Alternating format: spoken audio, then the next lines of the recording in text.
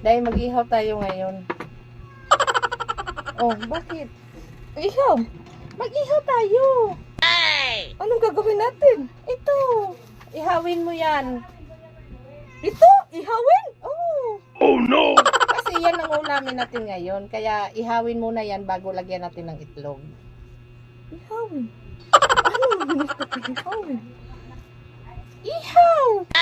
Ano ka ba? Hindi ko natintihan. Anong ihaw? Oh no! Itong talong, ilagay mo sa apoy. Yan, ihawin mo yan para maluto. Gawin nating tortang talong. Ay, ganun pala. Wala. Ihaw sa Bisaya. Magpatay ng manok. Snoop Dogg! Day, wala ka na sa probinsya. Kaya ihawin mo yan. Oh Kaya no! nahihirapan ako sa kalisod. Kaya matuto ka na. Ang ihaw dito, ano ba yan sa Bisaya? Ano sa apoy? Tawag yan. Ano tawag yan? Suba! Yan. Yan ang tawag dyan. Ihawin mo yan. Yes guys. So nanatay hint. Kaling mga Bisaya nga nakatog Manila.